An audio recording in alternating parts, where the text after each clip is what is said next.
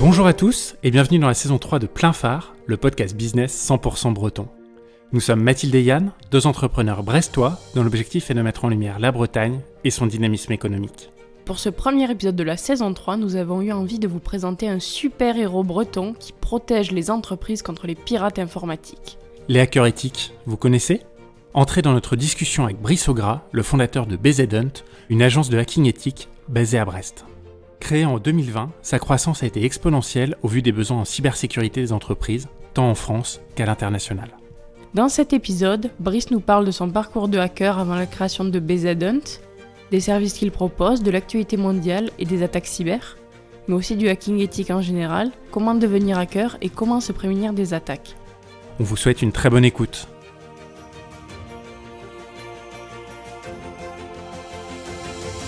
Bonjour Brice. Bonjour. Merci de nous recevoir ici chez BZHunt. Tu réalises un de mes rêves d'enfance, c'est de rencontrer un gentil pirate. Alors avant de préciser ce qu'est BZHunt, on voulait te poser trois petites questions très rapides. La première, hacking ou piratage ? Hacking. Prévention ou résolution ? Les deux. Réponse Joker. Pirate ou corsaire ? Pirate. Mister Robot ou Scorpion ? Mister Robot. J'ai la réponse devant les yeux, mais plutôt sweat à capuche ou costard cravate ? Sweat à capuche, parce que costard cravate, c'est moins confortable. Du coup, est-ce que tu peux commencer par nous présenter BZHunt et ce que vous faites ? Donc, tout d'abord, je m'appelle Brice Augras, je suis ce qu'on appelle communément un hacker éthique.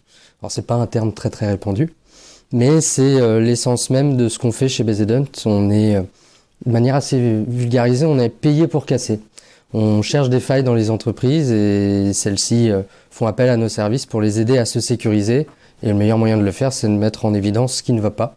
Ça peut être des failles virtuelles sur un site web, par exemple, mais on fait également de la mise en évidence de failles physiques. On fait des tests d'intrusion physique dans certaines entreprises, un peu à la James Bond, avec plein de jouets qu'on utilise en interne. On va reparler de ces petits jouets un petit peu plus tard tout à l'heure, effectivement. Ouais.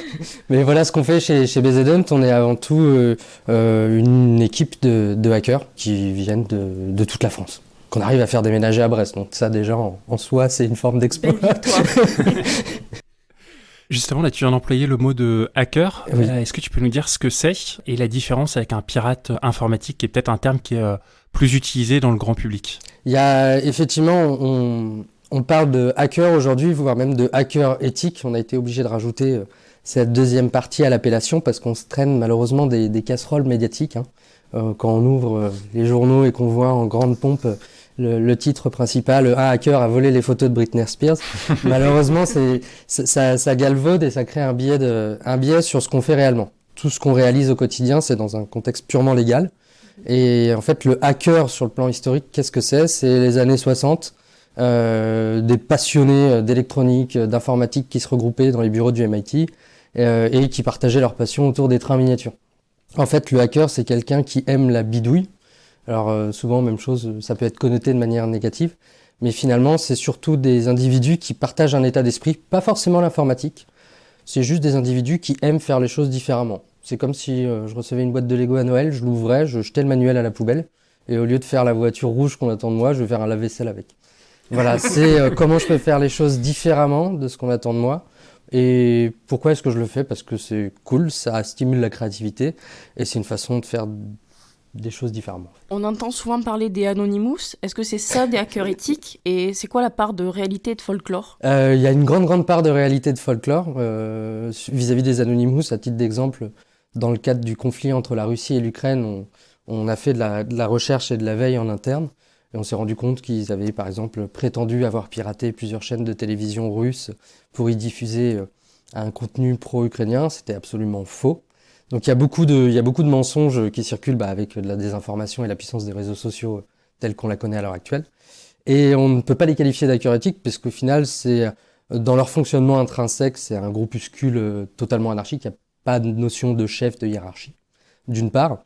Et sur certaines de leurs actions, rappelons-le, c'est de l'illégalité pure. Donc on parle là de cybercriminels et non de hackers. D'accord. Donc c'est pas que du folklore, il y a aussi des actions concrètes ils ont mené des actions effectivement illégales qui ont eu des effets de bord.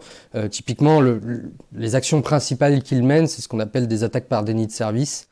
où en quelques clics, ils téléchargent un logiciel et en fait, massivement, à destination d'un site web, ils vont envoyer des centaines de milliers de connexions en simultané dans le but de le faire tomber. Il n'y a pas vraiment d'intrusion à proprement parler ou d'expertise technique. Malheureusement, Anonymous, c'est d'une certaine manière un petit peu un cliché et une risée qui, une fois de plus, est mis en exergue par les médias et qui nous sert de manière négative notre combat de fond. Justement, pour que dès le départ, on voit bien ce qui est légal, ce qui ne l'est pas. Là, tu disais que le hacking éthique, c'était quelque chose de légal, que les Anonymous, c'était plutôt des actions illégales. Où est-ce qu'elle se situe la frontière ? C'est quoi la ligne jaune entre les deux ? La loi. C'est une bonne réponse. Alors, c'est même chose, il y a une évolution historique qui à mettre en évidence. Typiquement, avant d'en faire un métier, c'était une passion. Il y a 10 ans, lorsque de manière citoyenne, j'allais chercher des failles sur des services que j'utilisais, par exemple mon service bancaire où j'étais client, ou dans des services de restauration. Enfin, j'ai pas mal fouillé et bourlingué de terrain de jeu en terrain de jeu. Lorsque je remontais ces failles de manière citoyenne, j'étais dans un contexte d'illégalité pure. Je n'avais pas le droit de faire ça, même s'il y avait une finalité citoyenne. Il y a un contexte juridique qui est arrivé progressivement, qui est pas si vieux que ça. L'article pour une république numérique, l'article 42, qui nous autorise, sous réserve de bonne foi, à trouver des failles, à les signaler et derrière ne pas se retrouver avec des poursuites juridiques. On parle d'amélioration et de mise en place que depuis 5-6 ans. Ouais. Donc c'est tout frais, c'est tout jeune. Il fallait le faire parce qu'on a attendu des années avant que ça se développe. Et aujourd'hui, c'est des acteurs étatiques en France, comme l'ANSSI, qui permettent la mise en place de genre de législation. Mais il y a encore beaucoup de travail. Vous vous faites cyberattaquer demain, sur le plan de la légitime défense. Si vous répondez, vous êtes dans l'illégalité encore à ce jour. Et ça fait partie des débats du moment au Sénat qui sont portés par nos représentants. D'après tes pairs, tu fais partie des meilleurs hackers français. Et on se demandait comment tu en étais arrivé là et si tu avais suivi un parcours spécifique. Alors les meilleurs, je me positionne jamais parce que sinon il y a toujours le syndrome de l'imposteur et des chevilles qui gonflent. Par contre, comment j'en suis arrivé là ça fait, à chaque fois je dis ça fait 10 ans à peu près, mais en fait non, vu que maintenant j'ai 30 ans, ça fait plutôt 15 ans que je me suis passionné pour le hacking. Comment j'ai appris mon école, ça a été Google en fait. J'ai ouvert Internet et puis j'ai appris à chercher, j'ai appris à apprendre, parce que c'est aussi, s'approprier un savoir-faire technique dans ce domaine-là, en fait, tout est sur Internet. C'est fini le temps de mes parents avec les 24 volumes de l'encyclopédie où il y avait tout. Non, ma génération et mes pères avec qui j'échange, on a tous appris de la même manière, majoritairement, tous autodidactes. Ouais. Ça commence par contre à arriver maintenant et à se propager, et on le pousse, ce changement-là, dans les sphères éducatives, et ça c'est top. Donc il y a des formations spécialisées qui existent maintenant. Mais c'est vrai que ceux qui ont la trentaine, comme moi, ne sont pas passés par un cursus scolaire pour le devenir. On va développer ce volet formation un petit peu plus tard, effectivement. Ouais. Là, toi, tu t'es lancé en 2020. Tu as créé ton entreprise en 2020, si je ne dis pas de bêtises. Tout à fait. La société s'est développée rapidement depuis. Est-ce que le marché est particulièrement propice en ce moment, le marché de la cybersécurité ? Le marché de la cybersécurité est effectivement extrêmement propice. Alors, s'il y a quelques chiffres à annoncer, je crois que c'est Guillaume Poupard, donc le directeur de l'ANSSI, qui l'avait dit, le coût de la cybercriminalité à l'échelle mondiale, c'est 6 000 milliards d'euros. Sur les projections sur les années à venir, chaque année, on se dit que c'est la pire année, sauf qu'effectivement, chaque année, c'est de pire en pire. En termes d'incidences avérées sur lesquelles il faut aider de manière curative les entreprises, ou à défaut, il y a aussi une prise de conscience de la part de celles-ci. Donc effectivement, le marché est très propice parce que la demande explose. Le meilleur indicateur pour en témoigner, c'est qu'on ne fait même pas de prospection commerciale à l'heure actuelle. Ouais. C'est les clients qui viennent nous voir en disant « on a besoin d'un coup de main ». Et ça, c'est dû à quoi ? Est-ce que c'est les attaques qui sont de plus en plus nombreuses, ou alors vos clients qui sont de plus en plus sensibilisés aux risques d'attaque et aux conséquences des attaques ? Il y a les deux. Il y a une prise de conscience collective. Aujourd'hui, depuis 2017, elle a été poussée par l'ANSSI. 2018, il y a eu les joyeusetés du RGPD où tout le monde a reçu la fameuse cage de je coche ou je ne coche pas pour la collecte des données personnelles, sauf qu'il y avait aussi des enjeux cyber derrière. C'était le fait de sortir de cette politique de l'autruche où avant, quand une entreprise subissait un incident de cybersécurité, c'était la politique de la terre brûlée et de l'omerta. Ouais. Les entreprises ont maintenant l'obligation d'être beaucoup plus transparentes avec des délais et des contraintes sous réserve et si c'est pas respecté d'amendes et de pénalités. Donc il y a une sensibilisation qui se fait par une démarche de transparence qui est plus démocratisée, même s'il y a encore beaucoup de travail à faire. Ouais. Et donc il y a la sensibilisation d'une part, et il y a effectivement une recrudescence des attaques. On parle d'organisations mafieuses. À titre d'exemple, Conti, qui s'est affiché pro-russe durant le début du conflit en février. On parle de 600 collaborateurs, et je mets bien des guillemets, dans ce groupuscule de cybercriminels, sur lesquels il y a même des fonctions RH, des process de recrutement, des tests techniques et d'entretien d'embauche. On parle de 600 collaborateurs dans cette organisation illicite et mafieuse. Ouais. Donc il y a une professionnalisation, et elle se mesure de manière très concrète. Eux, en 6 mois, c'est plus de 1000 entreprises ciblées sur le début 2022. C'est des chiffres qui sont assez conséquents. Et à l'échelle mondiale, on est sur plus de 150 groupuscules référencés, comme Conti. Ouais. Donc, et c'est le jeu du chat et de la souris, très concrètement. Ils ne sont pas là en train de s'embêter à faire signer un contrat ou un engagement de confidentialité avec une entreprise. Ils n'ont pas ces contraintes juridiques que nous-mêmes, on est obligés d'appliquer et de respecter si on veut exercer ce métier. Et ça, c'est quoi? C'est des groupuscules qui sont soutenus par des États, ou c'est des groupuscules qui se forment eux-mêmes, un petit peu comme des entreprises ou comme des mafias Il y a la mafia italienne plusieurs raisons. Il peut y avoir effectivement un support étatique sur lequel il y a une stratégie justement par exemple d'espionnage mutuel entre pays ou de revendication avec en anglais on dit weaponized, mais le fait d'utiliser la sphère virtuelle comme terrain et champ de bataille, d'une certaine manière. Il peut y avoir aussi des groupuscules, des revendications idéologiques et activistes. Certains groupes, par exemple, de défense de la cause animale, commencent à utiliser le volet cyber comme une arme de revendication ou dans le but de faire passer des messages. Ils vont aller effacer des sites web, ils vont saturer des standards téléphoniques de groupes d'élevage animalier. Donc, c'est pas tout le temps étatique, ça peut être aussi un intérêt purement financier. C'est du gain facile. Ouais. Est-ce que vous travaillez pour des agences de cybersécurité ou directement pour des entreprises? On travaille directement pour des entreprises. On a certaines actions par rapport à nos représentants étatiques sur lesquelles je ne peux pas communiquer librement. D'accord. Tu participes beaucoup à des live events. Oui. Qu'est-ce que c'est exactement un live event de hacking? Alors si je pousse sur le cliché, c'est le moyen de se regrouper et de se retrouver entre chercheurs et de partager bière et pizza. Alors, En sweat à capuche. En sweat à capuche. Ça, c'est le full cliché, mais c'est les moments de partage. Au-delà de ça, effectivement, à travers des plateformes spécialisées durant ces live events, on sort de la sphère virtuelle de ce qu'on fait en distanciel habituellement, et ça nous permet d'aller au contact de certains clients directs, de travailler avec eux. Donc on a des fenêtres temporelles assez restreintes, des fois c'est 24 heures. On en a fait des un peu plus longs au mois de février sur quasiment 1 mois. Mais globalement, ça nous permet de trouver des failles. On a un modèle économique où on est payé à la faille par les entreprises et surtout on échange en direct avec eux. Donc toute la chaîne est présente finalement entre chercheurs et client final. Et puis c'est sur une ambiance de partage avec une approche de compétition. Mais ce qui ressort le plus, c'est le partage du renseignement. Voilà. Tu disais chercher des failles pour une entreprise. Du coup, c'est des entreprises qui organisent ça, ou alors il y a des entreprises qui sont sélectionnées pour être un petit peu bêta. Alors c'est un pan très spécifique. C'est un pan très spécifique de notre activité qu'on appelle le bug bounty, où effectivement c'est pas une prestation de service où on va dire bon bah voilà, on va tester le site web, on va avoir besoin de 10 jours par exemple, et puis le client final paye une prestation. Là, c'est le bug bounty, c'est vous êtes payé à la faille.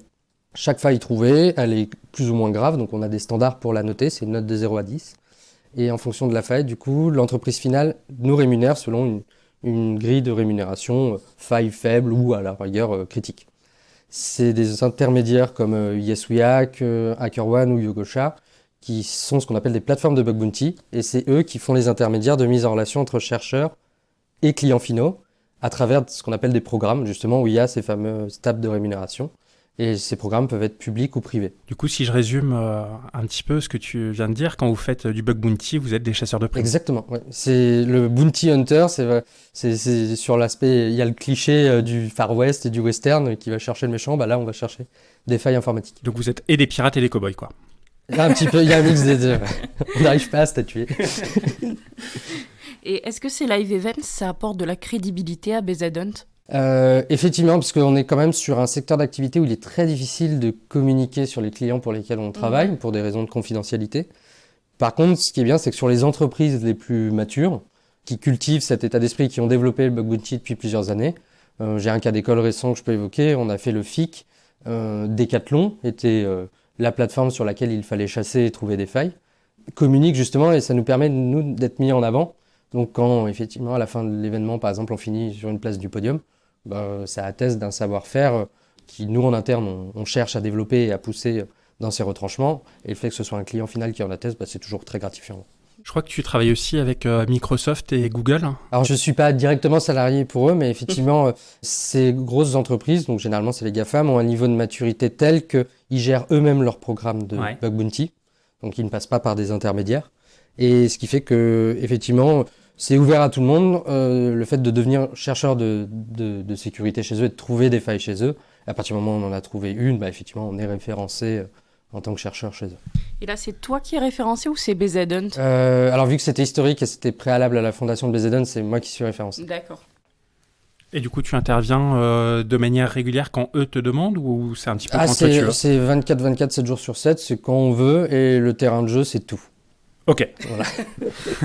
c'est des entreprises qui sont colossales, qui ont, en termes de services, on parle de milliers de services, surtout depuis le Covid, c'est des entreprises qui marchent pas trop mal, qui se sont bien développées avec tout ce qui est service à distance. Donc en gros, tout est ouvert et globalement, par service, ils proposent des tables de rémunération sur le format Bug Bounty. Et quand vous faites de la recherche de failles comme ça, jusqu'où est-ce que vous allez pour démontrer la faille ?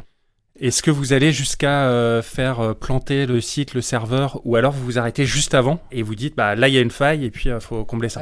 Alors ça va être dépendant du contexte. Quand on est en test d'intrusion pour un client, généralement il nous demande d'essayer de mettre en exergue le worst case scénario, donc le scénario le plus catastrophique possible.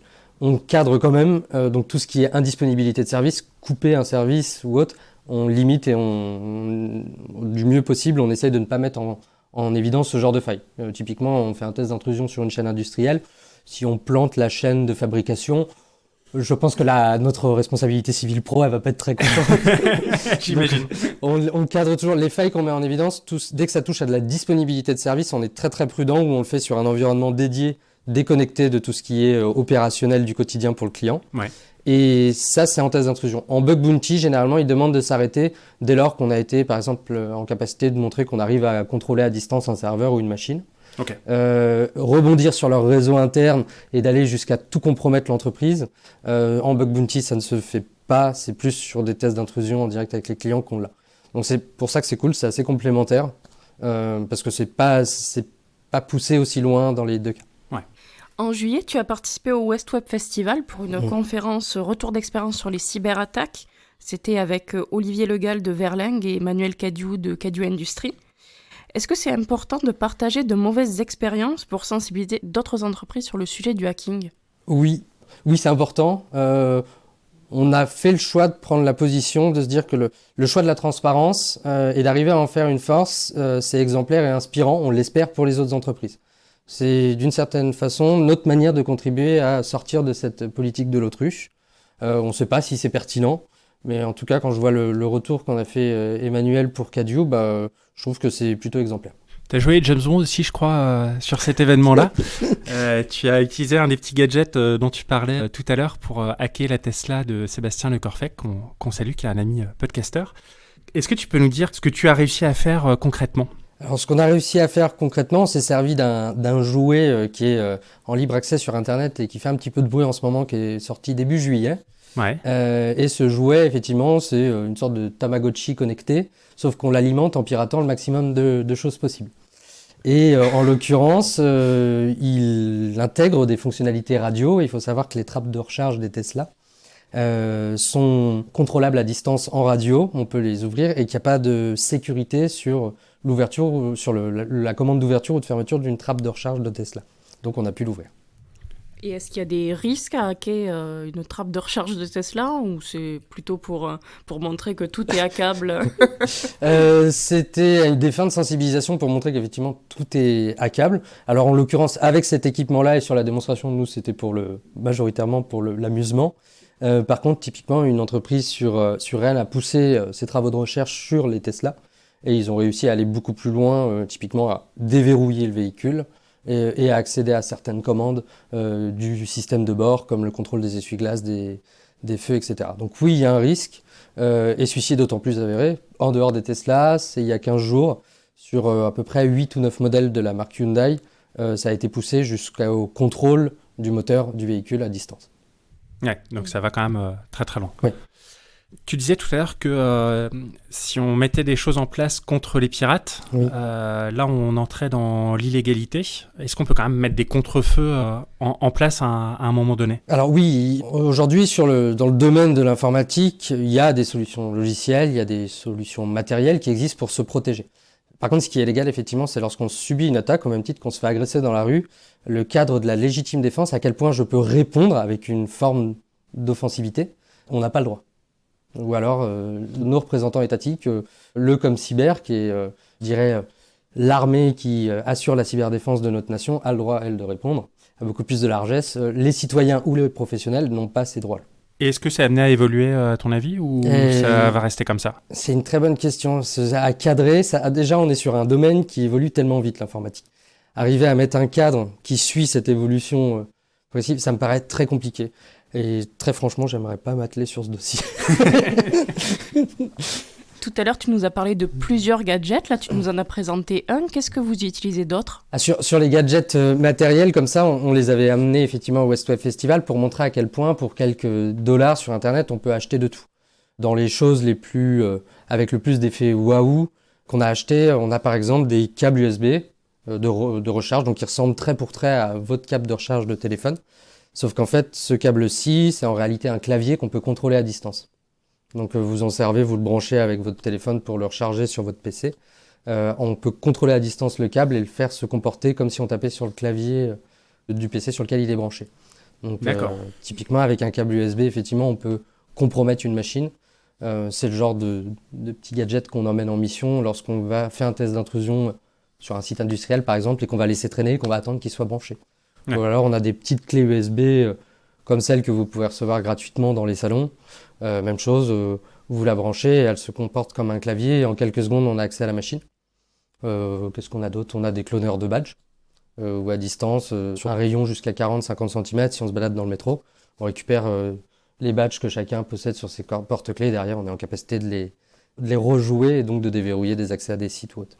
Pour qu'on se fasse un petit peu peur, ça c'est des outils, des gadgets qui sont facilement trouvables sur Internet, qui sont ou alors est-ce que c'est très compliqué de s'en procurer? C'est trop facile de s'en procurer. Typiquement, c'est accessible sur des boutiques e-commerce pour des coûts qui varient alors en fonction du jouet que vous voulez, ça va être entre quelques dizaines d'euros à quelques centaines d'euros. Ça peut être acheté par un particulier sans vérification préalable de la finalité de ce qu'il va en faire. Il n'y a pas de check de êtes-vous un professionnel. Typiquement, les outils pour crocheter les serrures, c'est accessible pour quelques centaines d'euros. Et c'est du matériel où normalement, c'est censé être un usage restreint à un serrurier. Bien sûr, oui. Donc, je sais. On va tous revenir au papier et puis...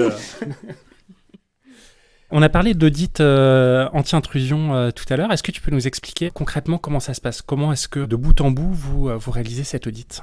On a plusieurs méthodes.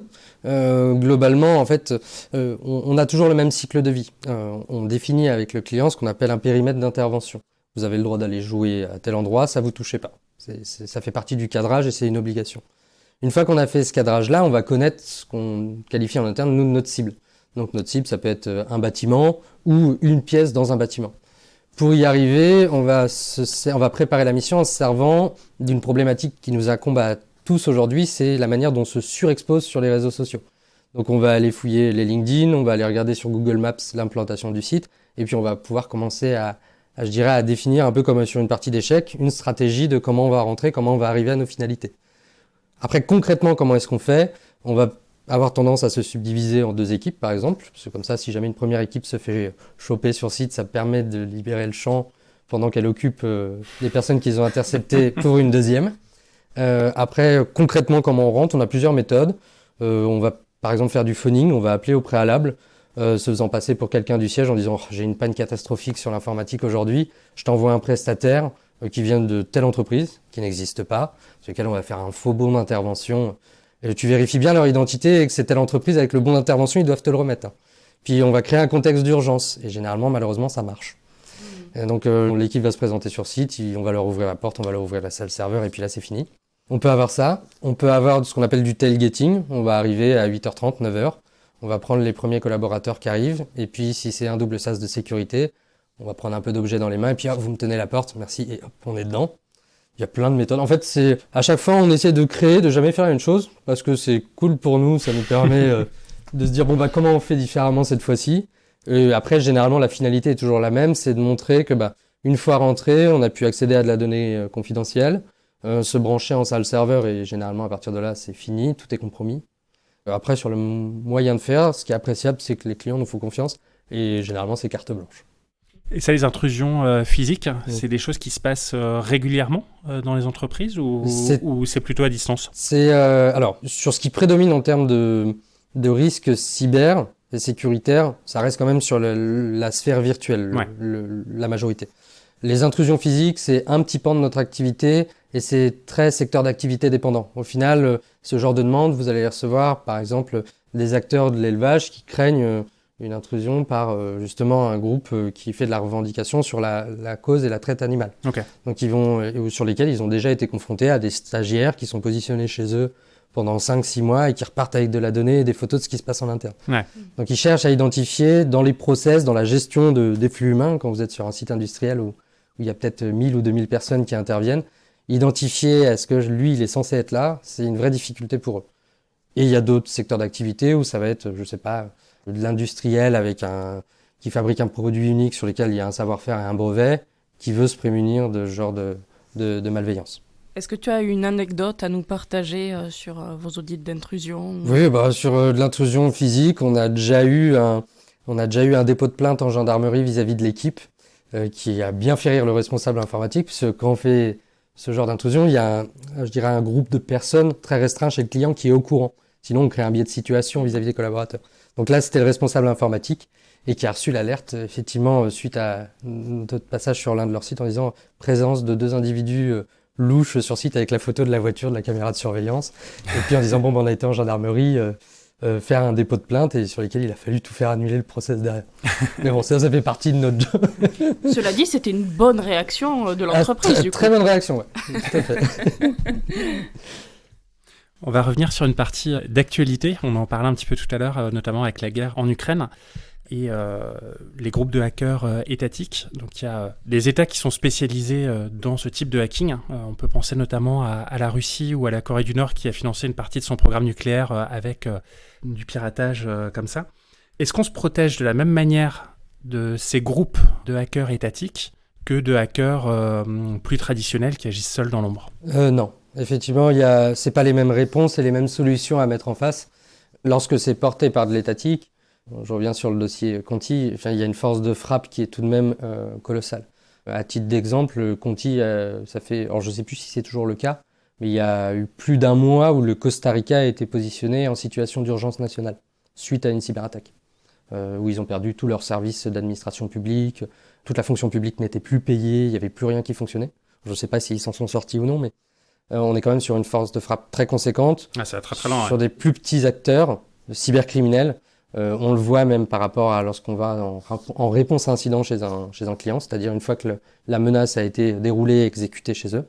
Quand on fait l'investigation numérique de comprendre ce qui s'est passé, ce qu'ils ont fait, par où ils sont passés, on voit bien qu'il y a des niveaux de professionnalisation qui sont très très variants.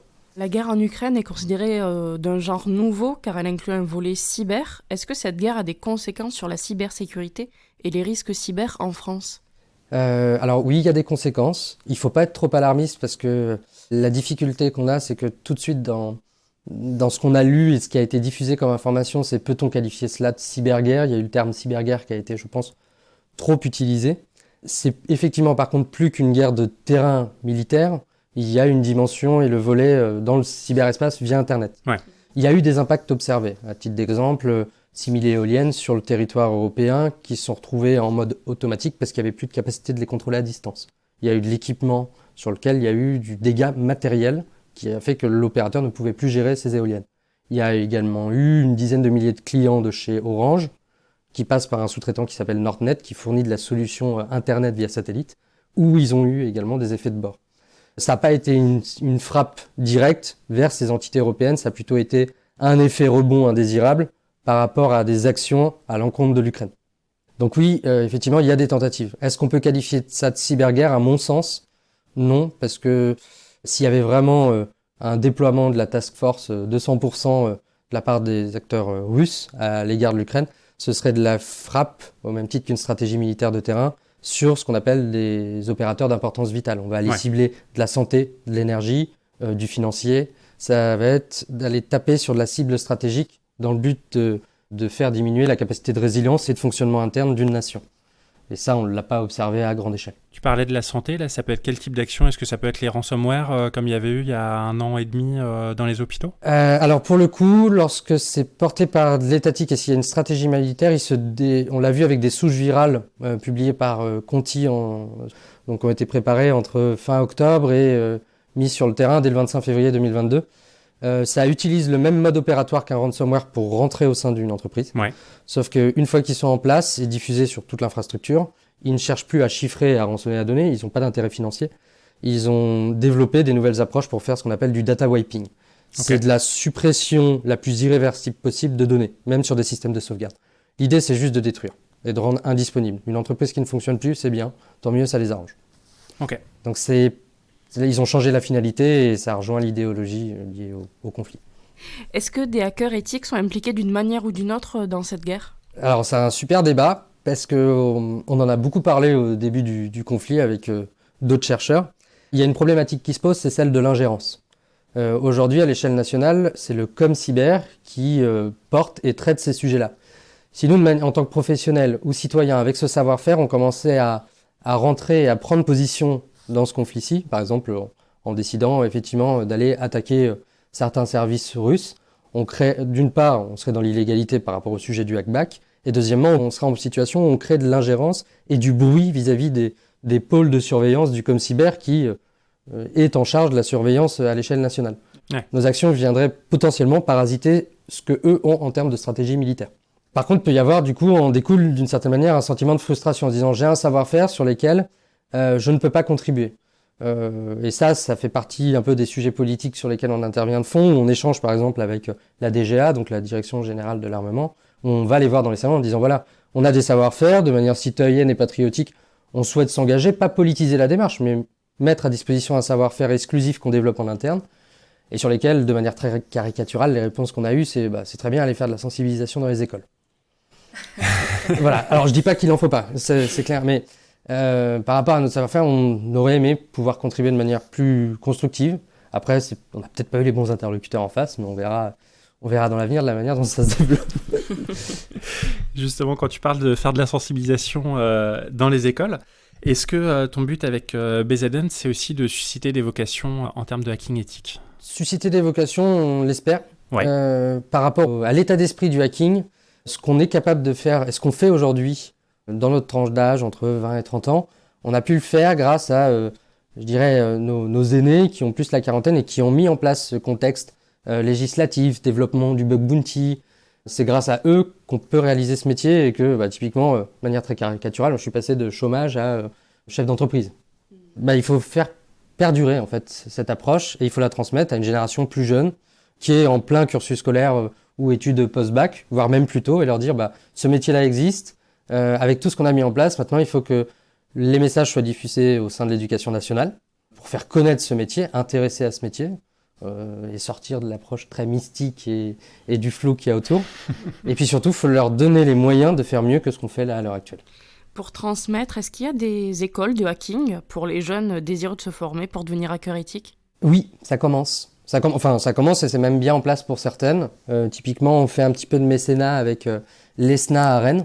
Je peux citer aussi l'UBS, Université Bretagne Sud, sur lesquels, sauf erreur, c'est Jacques Noël, le responsable de formation cyber, qui a annoncé, par rapport à la pénurie de ressources, parce que ça aussi c'est un vrai sujet, prévoyait de passer de 200 diplômés à 600, quelque chose comme ça. Donc c'est des écoles qui sont investies, engagées, et surtout avec des modèles éducatifs et pédagogiques qui sont un peu moins classico-classiques que ce qu'on voit. Et c'est parfait pour le hacking. On ne peut pas apprendre de manière standard avec des cours trop normés. Il faut une liberté créative et il faut qu'elle se ressente dans la manière d'apprendre.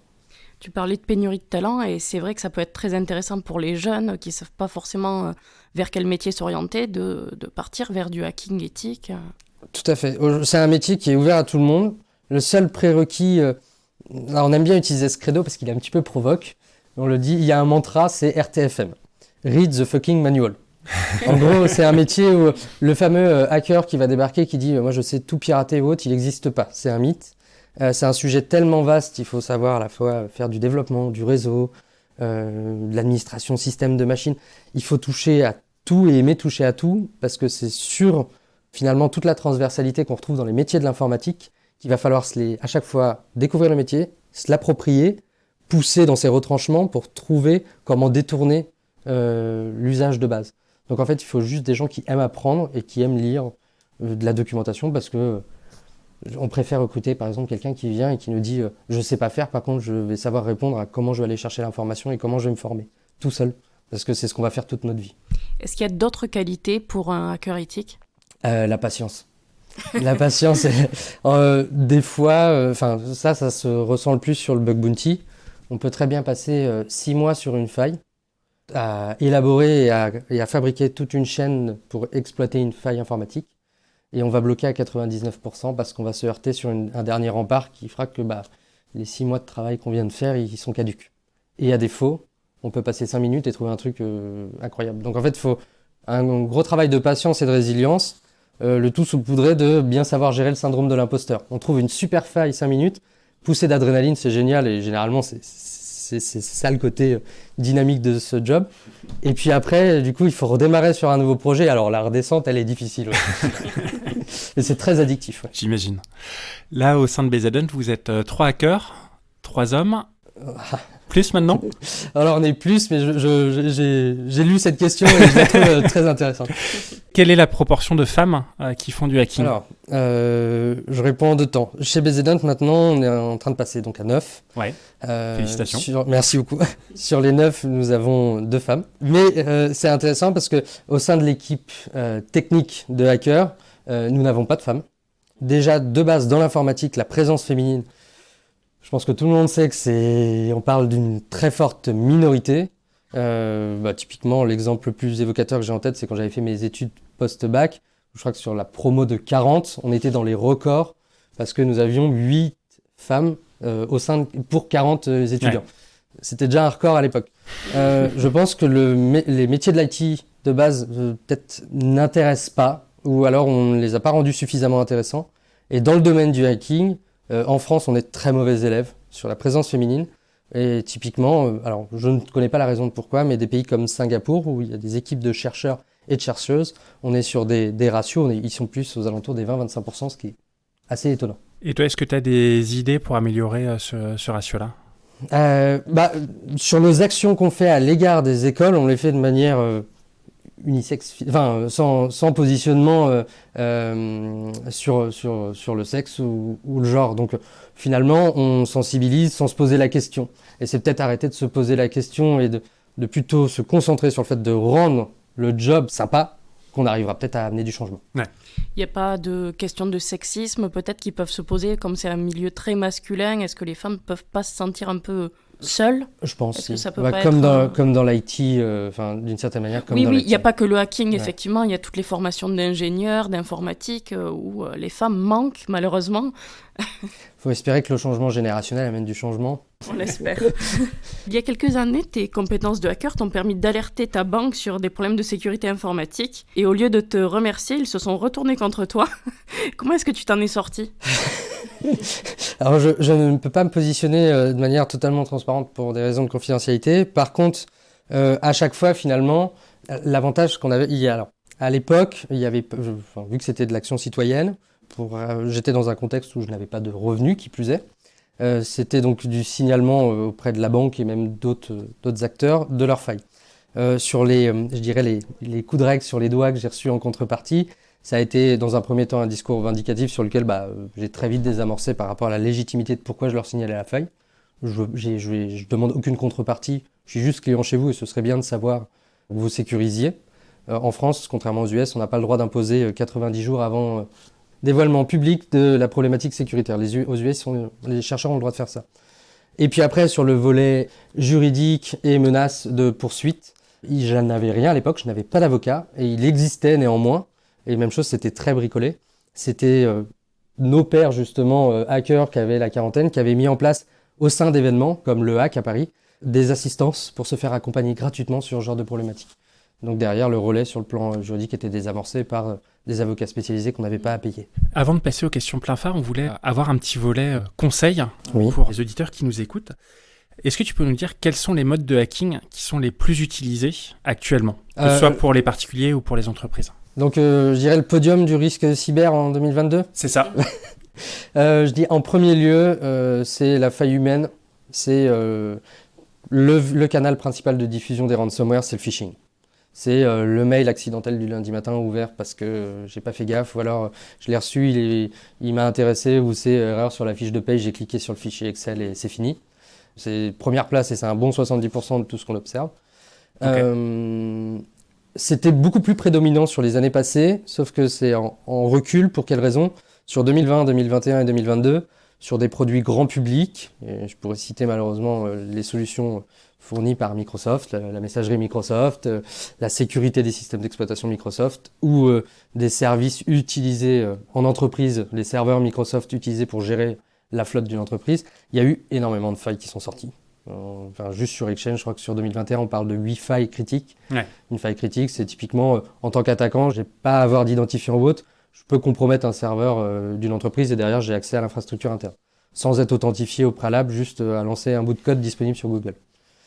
Il y a eu 8 failles comme ça. Donc, cette facilité à compromettre des applicatifs très répandus, c'est le deuxième moyen d'entrée de la part des cybercriminels, et ils l'intègrent dans leur package ransomware as a service qu'ils vendent. Les failles techniques sont un vecteur d'entrée. C'est la deuxième place du podium. Et après, le troisième, c'est un peu le problème on veut tous se sécuriser, sauf que, c'est comme acheter la super solution de cybersécurité qui va coûter 60 000 € l'année. C'est comme acheter une Ferrari, mais pas avoir passé le permis. Donc on va se ruer sur les solutions les plus en vogue, mais on va pas savoir les utiliser. Donc on va mal les configurer.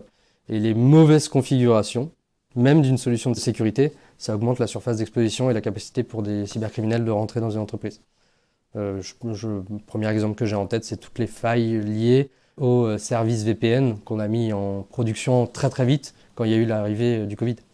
Aujourd'hui encore, sur Internet, quand on fait un audit, une fois sur deux, on voit que la solution VPN n'est pas sécurisée. Ou alors, il y a eu un oubli de suppression de test en mot de passe, quoi. Ça, c'est embêtant, effectivement. Est-ce que tu aurais 3 conseils que tout le monde peut appliquer pour éviter de se faire hacker? Oui, c'est déjà de se renseigner, de découvrir qui est l'ANSSI, donc l'Agence nationale de la sécurité des systèmes d'information. Il faut savoir qu'à l'heure actuelle, sans passer par une entreprise spécialisée ou autre, c'est déjà de base sur les gestes d'hygiène numérique. Toutes les ressources sont publiques, gratuites et accessibles sur le site de l'ANSSI. Donc comment je mets en place une cyberculture et je suis à niveau 0 et je veux démarrer et prendre en considération ce risque-là? D'où est-ce que je démarre, dans quel sens je vais, et puis comment je me projette sur les années à venir. La première étape, c'est de développer une cyberculture, et l'ANSSI met tout à disposition gratuit. On mettra le lien de l'ANSSI dans les notes du podcast, de toute façon. Est-ce que tu avais d'autres conseils à part ça? Après, on peut citer quelques règles d'hygiène numérique de base. On les voit encore beaucoup, mais que ce soit particulier comme professionnel, c'est pénible effectivement de changer son mot de passe d'un site à l'autre parce qu'on ne le retient pas, ou alors on finit par les écrire sur un post-it collé sur le clavier.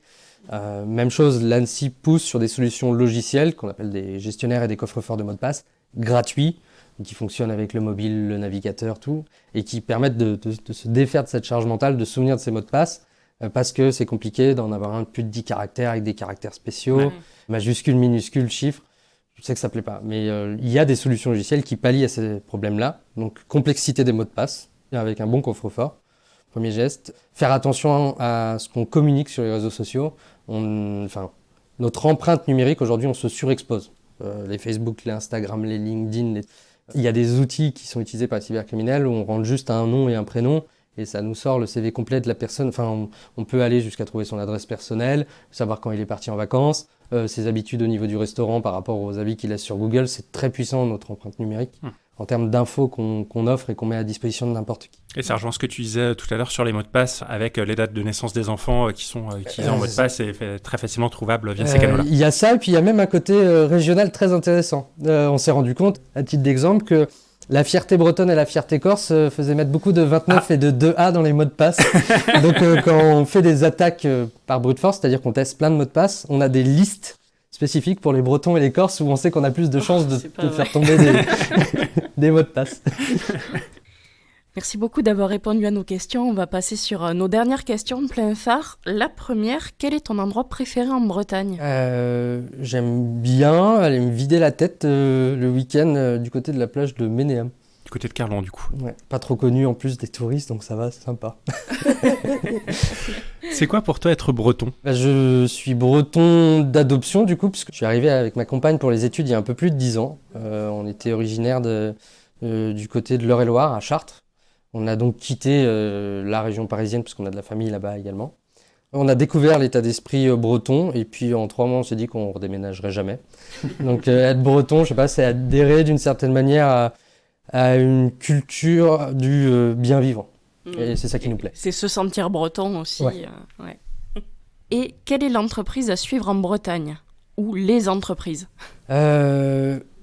Je vais donner celle qui m'inspire le plus, puisque au-delà d'avoir été une cliente dans le passé, c'est surtout un modèle d'entrepreneuriat qui m'a bien inspiré, c'est Cadio.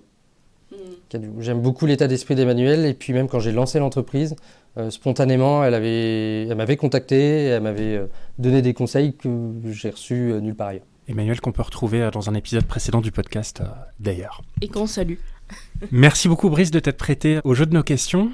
Pour les auditeurs qui auraient encore quelques questions à te poser, où est-ce qu'ils peuvent te retrouver ? Est-ce que tu es sur les réseaux sociaux sans tout dévoiler ? Pour un contact, je dirais, officiel par mail, je suis joignable à pro@bzhunt.fr. Et pour un échange plus informel sur les réseaux sociaux, mon Twitter, c'est Riverzax, je vous l'écrirai. Ça marche. Et est-ce que tu peux rappeler l'adresse du site internet ? bzhunt.fr. Super. Un grand merci Brice. Merci à vous. Merci beaucoup. Un grand merci à Brice Augras de nous avoir partagé sa vision du hacking éthique et ses grands projets. Nous espérons que cet épisode vous a plu également. Si vous souhaitez continuer cet échange avec Brice, vous pouvez retrouver les liens de son site et de ses réseaux sociaux dans les notes du podcast. Merci à vous pour votre écoute. On se retrouve d'ici 15 jours pour un nouvel épisode. Retrouvez-nous sur nos réseaux sociaux Instagram, LinkedIn et Facebook ou sur notre site pleinphare-podcast.fr. N'oubliez pas de nous laisser un avis sur votre plateforme d'écoute favorite si l'épisode vous a plu. À très bientôt!